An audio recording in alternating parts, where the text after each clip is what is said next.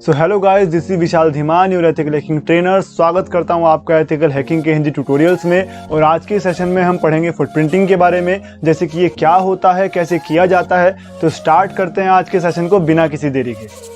तो guys, footprinting hacking का पहला फेज होता है जिसमें एक हैकर अपने टारगेट की इन्फॉर्मेशन को कलेक्ट करता है। और ये हैकिंग का पहला और सबसे आसान तरीका होता है अपने टारगेट की इन्फॉर्मेशन को कलेक्ट करने के लिए, जैसे कि उसके रिमोट एक्सेस कैपेबिलिटीज़, उसके IP address, open ports and services वगैरह वगैरह। तो गाइस, मेरे ख्याल से आप समझ गए होंगे कि अपने टारगेट की इन्फॉर्मेशन को कलेक्ट करने के इस प्रोसेस को ही फुटप्रिंटिंग बोला जाता है। तो गाइस, फुटप्रिंटिंग दो टाइप की होती है, एक्टिव फुटप्रिंटिंग और पैसिव फुटप्रिंटिंग। तो चलिए पढ़ते हैं पहले एक्टिव फुटप्रिंटिंग के बारे में। अब जैसे कि इसके नाम से पता लगता है कि ये एक्टिवली होती है, यानी कि हमें इसमें अपने टारगेट को डायरेक्टली अप्रोच करना होता है। तो सपोज कीजिए गाइस कि एक हैकर का टारगेट एक वेबसाइट है, तो सबसे पहले वो उस वेबसाइट को विजिट करेगा और उस वेबसाइट से जो भी इंफॉर्मेशन उसे मिलेगी उस इंफॉर्मेशन को कलेक्ट करेगा। लेकिन गाइस, इसमें डिटेक्शन का चांस ज़्यादा होता है क्योंकि एक हैकर अपने टारगेट से इसमें डायरेक्ट कॉन्टैक्ट में आता है, उसके डायरेक्ट अप्रोच में आता है। तो आई होप सो आपको समझ में आ गया होगा। अब पढ़ते हैं पैसिव फुटप्रिंटिंग को। सो गाइस, पैसिव फुटप्रिंटिंग में जैसा कि हमें नाम से पता लगता है कि ये पैसिवली होती है। इसमें एक हैकर बिना टारगेट के डायरेक्ट अप्रोच में आए अपने टारगेट की इन्फॉर्मेशन को कलेक्ट करता है। और ऐसा करने के बहुत सारे तरीके होते हैं जिन्हें हम इस वीडियो के प्रैक्टिकल पार्ट में देखेंगे। और क्योंकि इसमें एक हैकर टारगेट से डायरेक्ट कॉन्टैक्ट में नहीं आता है, तो उसकी डिटेक्शन के चांसेस बहुत कम होते हैं। सो आई होप आपको समझ आ गया होगा। अब स्टार्ट करते हैं अपने प्रैक्टिकल पार्ट को। तो चलते हैं अपने कंप्यूटर स्क्रीन की तरफ। स्टार्ट करते हैं अब अपने प्रैक्टिकल सेशन से। और प्रैक्टिकल सेशन में हम ये पढ़ने वाले हैं कि कैसे फुटप्रिंटिंग को प्रैक्टिकली किया जाता है। इसमें एक्टिव फुटप्रिंटिंग और पैसिव फुटप्रिंटिंग दोनों आती हैं। दोनों तरह के प्रैक्टिकल्स को हम करेंगे। ऐसा करने के लिए हम कुछ टूल्स, कुछ सॉफ्टवेयर्स या फिर कुछ कमांड्स का यूज़ करने वाले हैं अपने टारगेट की इन्फॉर्मेशन को कलेक्ट करने के लिए। तो सपोज करते हैं गाइस कि हमारा टारगेट एक वेबसाइट है और हमें उस वेबसाइट के बारे में ज़्यादा से ज़्यादा इन्फॉर्मेशन इकट्ठा करनी है। तो अब चलते हैं प्रैक्टिकल सेशन की तरफ और इकट्ठा करते हैं पर्टिकुलर किसी भी एक वेबसाइट की इन्फॉर्मेशन को। तो ऐसा करने के लिए मैंने एक फाइल बनाई है। इस फाइल के थ्रू मैं आपको स्टेप बाय स्टेप सभी यूटिलिटीज़ को सिखाता रहूँगा। तो सबसे पहले आता है पिंग यूटिलिटी। अब पिंग यूटिलिटी क्या होता है? ये पिंग यूटिलिटी का यूज़ बेसिकली नेटवर्क में चेक करने के लिए किया जाता है कि हमारा टारगेट कंप्यूटर एक्टिव है भी या नहीं है। यानी कि पिंग यूटिलिटी के थ्रू हम ये जान सकते हैं कि जिस वेबसाइट को हमने टारगेट बनाया है वेबसाइट ऑनलाइन एक्टिव है भी या नहीं है। और सेकंड थिंग, पिंग यूटिलिटी हमें उस वेबसाइट का आईपी एड्रेस भी हमें बता देता है। तो पिंग यूटिलिटी का यूज़ कैसे किया जाता है, इसके लिए हमें कमांड प्रॉम्प्ट की ज़रूरत होगी। तो हम सबसे पहले कमांड प्रॉम्प्ट ओपन कर लेंगे। और कमांड प्रॉम्प्ट ओपन करने के बाद आपको यहाँ पे कमांड लिखनी होगी PING पिंग स्पेस, और उसके बाद आपको लिखना होगा अपना वेबसाइट का नाम। वेबसाइट का नाम यानी कि जो भी हमारी वेबसाइट का नाम है। फिलहाल मैं यहाँ पे वेबसाइट का नाम लिख देता हूँ thetechnofreaks.com। और उसके बाद हम करते हैं एंटर प्रेस। तो आप देखेंगे यहाँ पे पिंगिंग thetechnofreaks.com और आगे IP address with 32 bytes of data. यानी कि इसने हमें यहाँ पे रिप्लाई शो किया है, यानी कि हमारी जो वेबसाइट है वो एक्टिव है फिलहाल, और हम उसे अपने किसी भी ब्राउजर पे ओपन कर सकते हैं। फिलहाल वो एक्टिव है। तो पिंग से हमें क्या क्या इन्फॉर्मेशन मिली है? पिंग से हमें मिल चुका है दो इन्फॉर्मेशन। पहला कि हमारी वेबसाइट एक्टिव है या नहीं है, और दूसरा हमारी वेबसाइट का आईपी एड्रेस। चलिए थोड़ा सा पिंग कमांड को भी समझ लेते हैं कि पिंग कमांड चलाने के बाद हमारे पास जो आउटपुट आया है, जो 4 डेटा पैकेट रिप्लाई के आए हैं, इन्हें समझ लेते हैं। तो अगर हम इस लाइन को ध्यान से पढ़ें, यहाँ पे लिखा हुआ है रिप्लाई फ्रॉम 199.231.166.82। अब ये 199.231.166.82 ये मेरी वेबसाइट का आईपी एड्रेस है। इसके बाद आता है बाइट्स इक्वल्स टू 32, यानी कि जो सिंगल डेटा पैकेट मेरे कंप्यूटर से इस वेबसाइट के सर्वर तक गया है वो 32 बाइट्स का सिंगल डेटा पैकेट है। और इसे ऐसा करने में 856 मिली सेकेंड्स का टाइम लगा है। इसके बाद है TTL होता है बेसिकली टाइम टू लिव। अब टाइम टू लिव यहाँ पे 45 है। टाइम टू लिव होता क्या है बेसिकली, टाइम टू लिव के बारे में भी पढ़ेंगे। TTL होता है बेसिकली, TTL ये बताता है हमें कि हमारा और टारगेट, यानी कि हमारी जो रिक्वेस्ट है वो टारगेट कंप्यूटर तक जो गई है, उसे टारगेट कंप्यूटर तक पहुंचने में हमारे पिंग मैसेज को कितने अलग अलग नेटवर्क से होकर गुजरना पड़ा है, ये बताता है हमें TTL। यानी कि हमारे टारगेट कंप्यूटर तक हमारे मैसेज को पहुंचने में किन किन कंप्यूटर्स, किन किन नेटवर्क से होकर गुजरना पड़ा है, वो TTL बताता है। तो यहाँ पे टोटल 45 हैं, यानी कि 45 नेटवर्क्स या कंप्यूटर्स या राउटर्स के थ्रू होके हमारी जो मैसेज है वो इस वेबसाइट के सर्वर तक पहुंचा है। तो आई होप सो आप इसके रिप्लाई को समझ गए होंगे।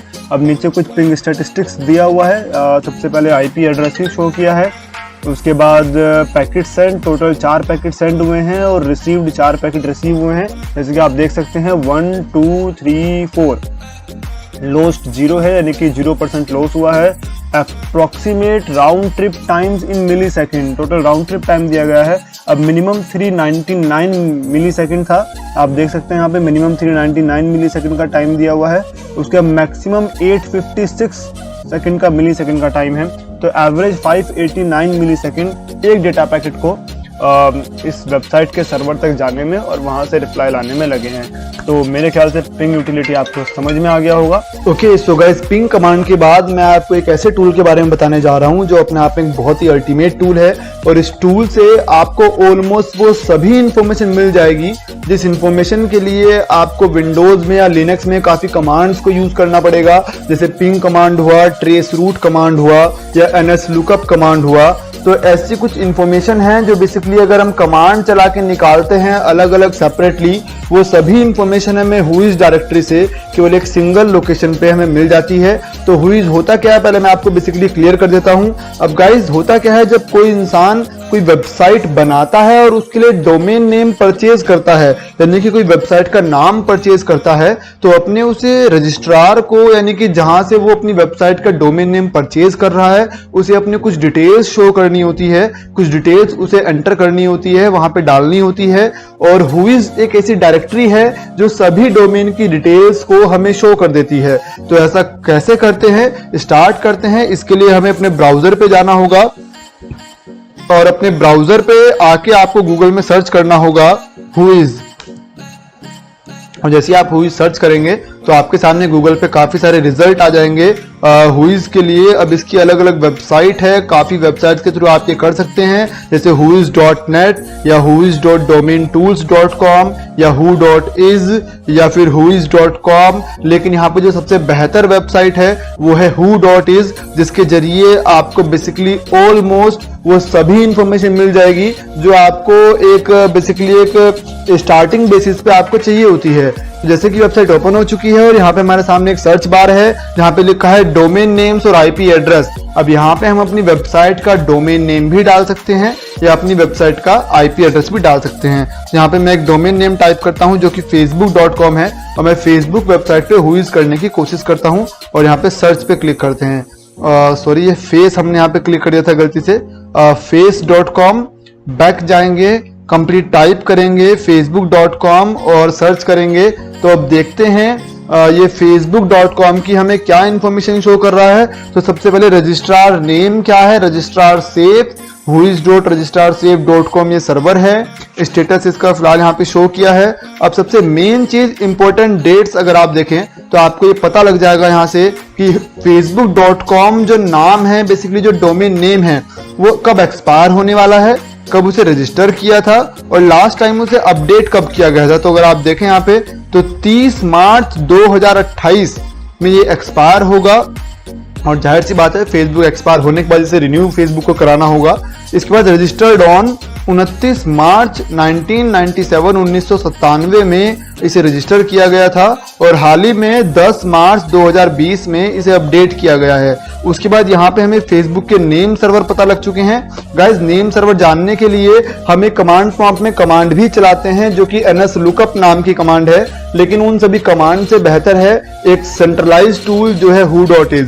अब यहाँ पे हमें नेम सर्वर पता लग चुके हैं, इसी के साथ हमें इसके सिमिलर डोमेन्स पता लग चुके हैं। और अगर और वेब पेज में नीचे की तरफ देखें जहाँ पे हमें क्या क्या इन्फॉर्मेशन मिल रही है, जैसे name, domain admin, organization name, Facebook incorporations, city में और हमारा कंप्लीट यहाँ पे एड्रेस आ चुका है 1601 willow road, Menlo park, CA। Postal code यहाँ पे दिया गया है, कंट्री और फोन नंबर और फैक्स नंबर यहाँ पे दिए गए हैं। इसके बाद अगर और नीचे की तरफ देखें तो सेम डिटेल्स रिपीट हो रही है। तो देखिए हमें यहाँ पे क्या क्या इन्फॉर्मेशन मिल चुकी है।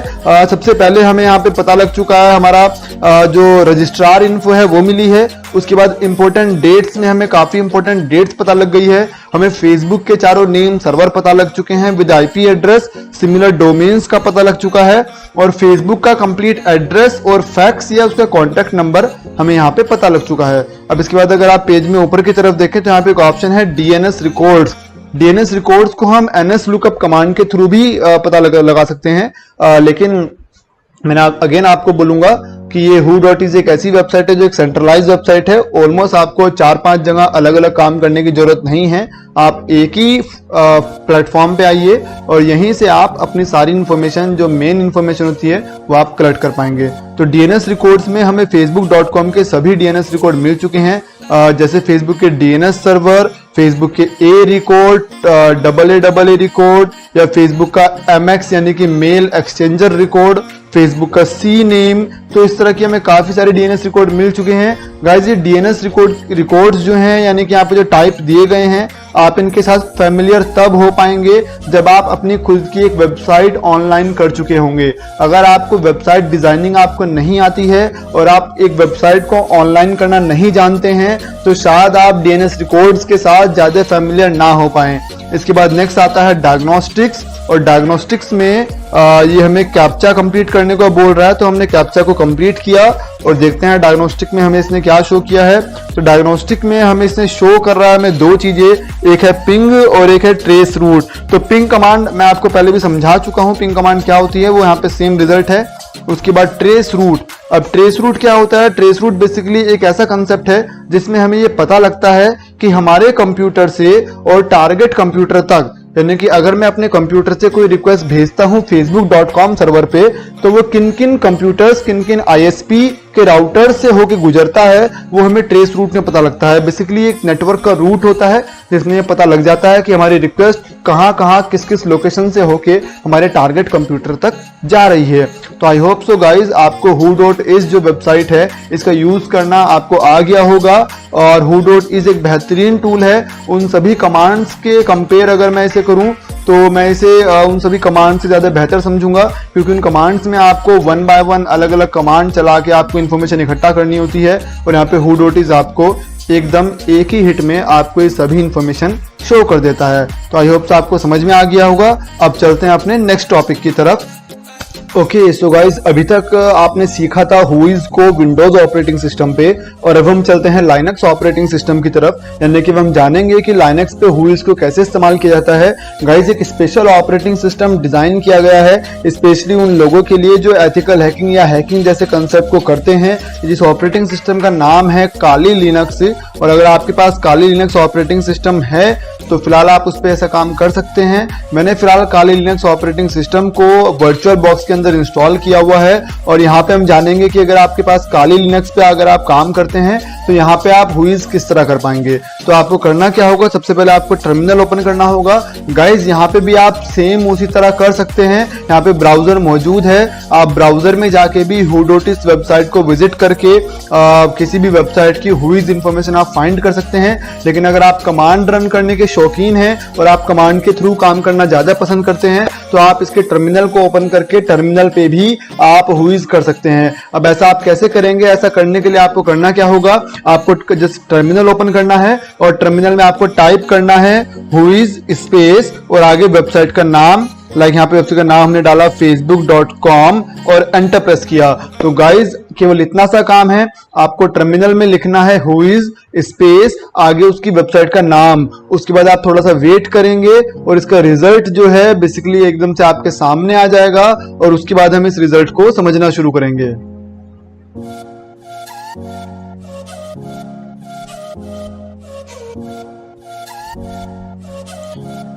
ओके गाइस, जैसा कि आप देख सकते हैं रिजल्ट हमारे सामने आ चुका है। अब देखते हैं कि whois facebook.com टर्मिनल में हमें इसने क्या क्या इंफॉर्मेशन शो की है। क्या ये who.is वेबसाइट से बेहतर है या who.is वेबसाइट who.is वेबसाइट हमें इस इंटरफेस से ज्यादा इंफॉर्मेशन प्रोवाइड कर रही है। तो अगर हम यहाँ पे ध्यान से देखें तो सेम हमें domain name, domain ID, registrar info हमें मिल चुका है, और राइट हमें यहाँ पे क्रिएशन डेट और अपडेटेड डेट और यहाँ पे एक्सपायरी डेट हमें यहाँ भी मिल चुकी है। इसके बाद अगर हम पढ़ें थोड़ा सा, हमें नेम सर्वर की डिटेल्स यहाँ मिल चुकी हैं। और नेम सर्वर के बाद अगर हम देखें तो हमें यहाँ पे क्या क्या मिला है, सेम रजिस्ट्रार, डोमेन आईडी वगैरह रिपीट हो चुका है। इसके बाद हमें यहाँ पे मिला है राइट, हमें यहाँ पे कंप्लीट फेसबुक का जो एड्रेस है वो हमें मिल चुका है विद कॉन्टैक्ट नंबर और ईमेल एड्रेस।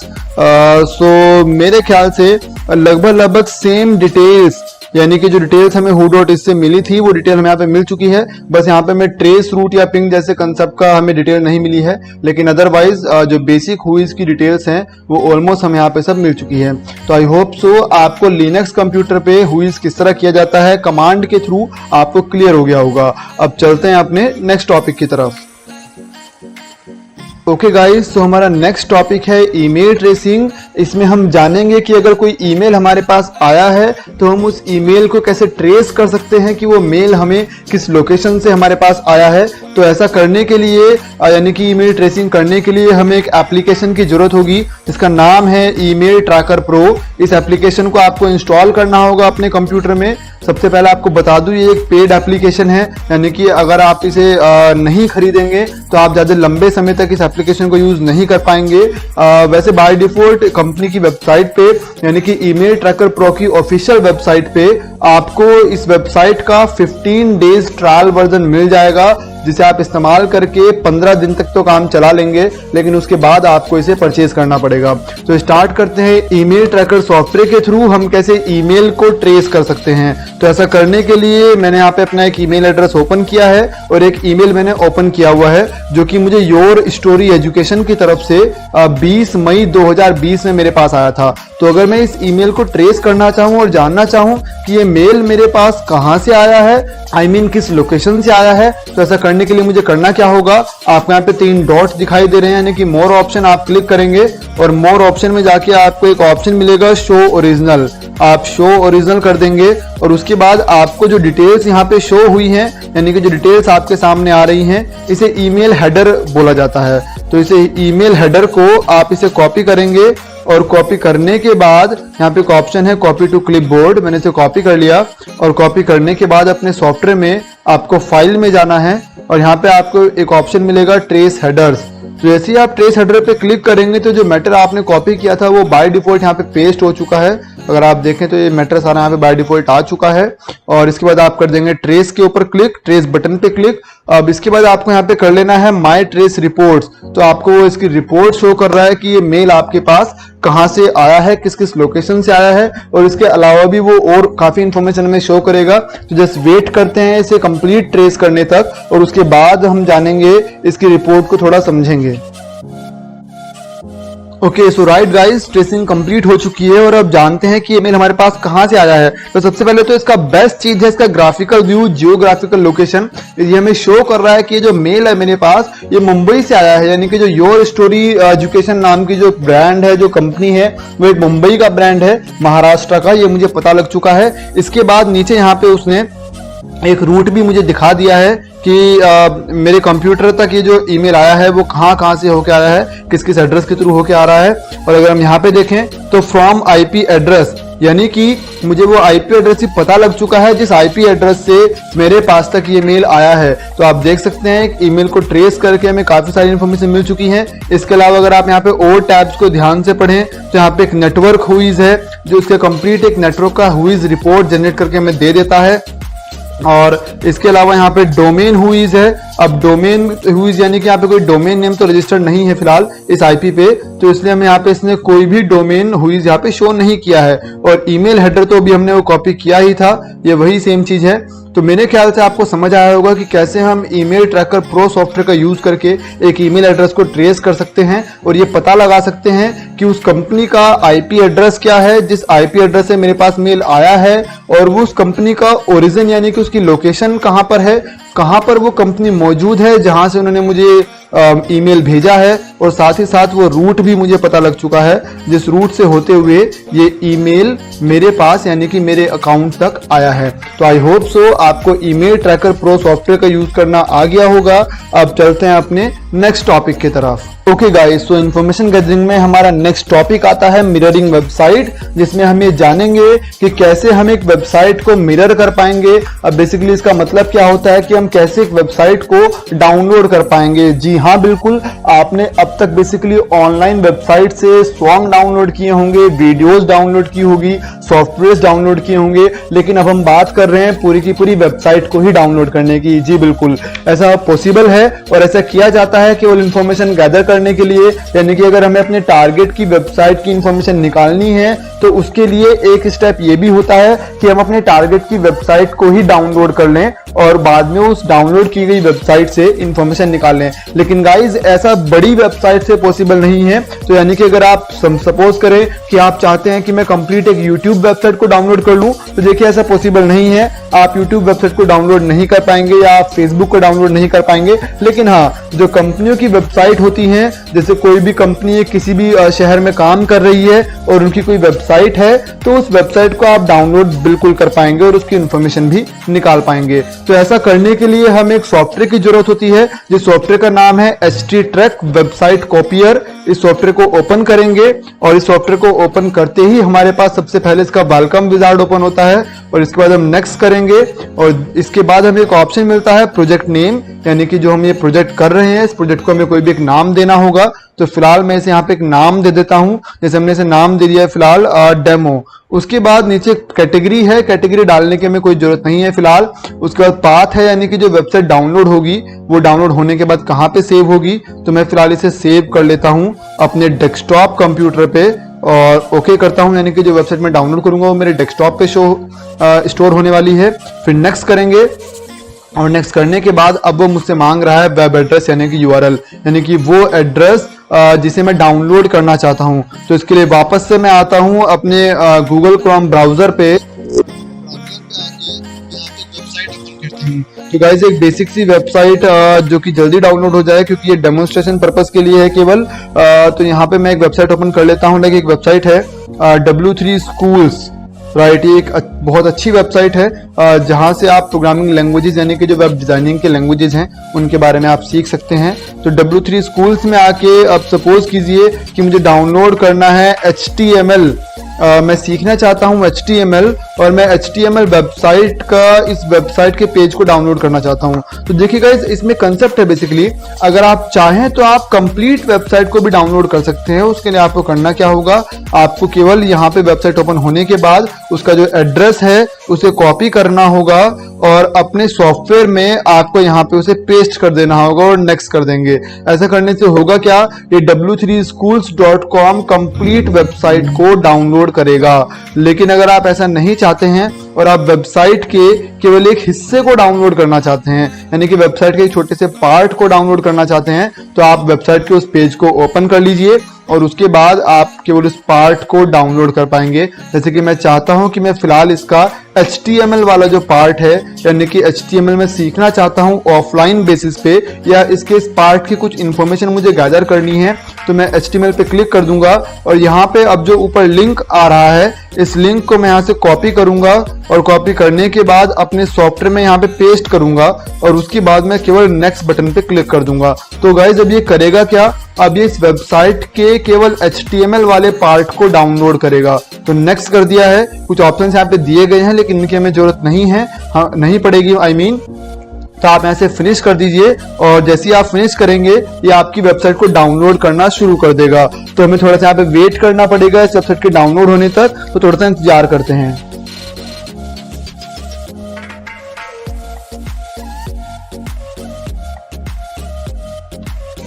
ओके गाइस, तो जैसा कि आप देख सकते हैं वेबसाइट कंप्लीट डाउनलोड हो चुकी है और यहाँ पे फिनिश बटन आ चुका है, तो फिनिश पे क्लिक करेंगे और यस, वेबसाइट कंप्लीट डाउनलोडेड है। अब देखते हैं अपने डेस्कटॉप पे जहाँ पे हमने इस वेबसाइट को डाउनलोड किया था, तो आप देख सकते हैं यहाँ पे डेमो नाम का फोल्डर बन चुका है और डेमो नाम के फोल्डर को जब हमने ओपन किया तो इस फोल्डर में एक फाइल आई है index.html। अब इस फाइल के ऊपर डबल क्लिक करके इसे रन करेंगे और देखते हैं कि ये वेबसाइट ओपन हो चुकी है। बिल्कुल राइट, अब ये वेबसाइट ऑफलाइन मोड में हमारे सामने ओपन है। अब मैं आपको कंपेयर कराता हूँ एक सिंपल सी चीज। आप ऊपर एड्रेस बार में देखिएगा, यहाँ पे लिखा हुआ है सी यूजर विशाल धीमान डेस्कटॉप डेमो, यानी कि ये वेबसाइट जो है ये मेरे डेस्कटॉप के इस पाथ से, इस लोकेशन से ओपन है। और अगर मैं आपको ओरिजिनल वेबसाइट की तरफ लेके जाऊं तो ओरिजिनल वेबसाइट पे सेम वही पेज w3schools.com डोमेन नेम से ओपन है और यहाँ पे सेम वही पेज हमारे डेस्कटॉप से ओपन है। अब मैं इस वेबसाइट का केवल HTML वाला जो पार्ट है वो कंप्लीटली ऑफलाइन बेसिस पे मैं इसमें ब्राउज कर सकता हूँ। लाइक अगर मुझे हेडिंग्स में जाना है तो मैं हेडिंग्स पे क्लिक करूंगा, हेडिंग्स का टैब ओपन हो चुका है और हेडिंग्स को मैं यहाँ से पढ़ सकता हूँ या इसकी इंफॉर्मेशन निकाल सकता हूँ। और आप अभी भी अगर आप देखेंगे तो यहाँ पे सेम सी ड्राइव से ही, यानी कि हमारे कंप्यूटर के डेस्कटॉप से ही ये पेज हमारे सामने ओपन हुआ है। लेकिन अगर मैं यहाँ पे अपनी ओरिजिनल वेबसाइट में आता हूँ और ओरिजिनल वेबसाइट में आके मैं हेडिंग्स टैब पे क्लिक करता हूँ तो यहाँ पे w3schools.com HTML हेडिंग्स लिखा हुआ आ रहा है। सेम चीज आप एक चीज से और इसे कंपेयर कर सकते हैं। आप देख सकते हैं जब मैं ऑनलाइन हूँ तो मेरी इस वेबसाइट पे मुझे यहाँ पे एड्स शो हो रहे हैं। लाइक यहाँ पे एजुरेका का एक ऐड आ रहा है, यहाँ पे अनलिमिटेड वेब होस्टिंग का ऐड है। लेकिन जब मैं इस वेबसाइट को ऑफलाइन रन कर रहा हूँ तो हमारे सामने यहाँ पे कोई भी एडवर्टाइजमेंट शो नहीं हो रहा है। ये इस बात का प्रूफ है कि ये वेबसाइट जो है अब प्रॉपर वे में एक ऑफलाइन मेथड में रन कर रही है। लेकिन हाँ, अगर आप इस वेबसाइट के और किसी पोर्शन पे क्लिक करेंगे, यानी कि अदर किसी मेन्यू पे क्लिक करेंगे तो ये अपने आप को तुरंत ऑनलाइन स्विच कर देगा। लाइक अगर मैं यहाँ से जावा स्क्रिप्ट के ऊपर क्लिक करूंगा तो मुझे जावा स्क्रिप्ट को शो करने के लिए ये ऑटोमेटिक बाय डिफॉल्ट अपने आप ऑनलाइन आ चुका है। और आप देख सकते हैं यहाँ पे w3schools.com आ चुका है और वापस से एडवर्टाइजमेंट हमारे सामने शो होने लगे हैं। तो मेरे ख्याल से आपको वेब कॉपियर यानी कि httrack जो सॉफ्टवेयर है उसका इस्तेमाल करना आ गया होगा। ये बहुत ही अच्छा एक बेसिक और इजी टू यूज सॉफ्टवेयर है। तो अब चलते हैं अपने नेक्स्ट टॉपिक की तरफ।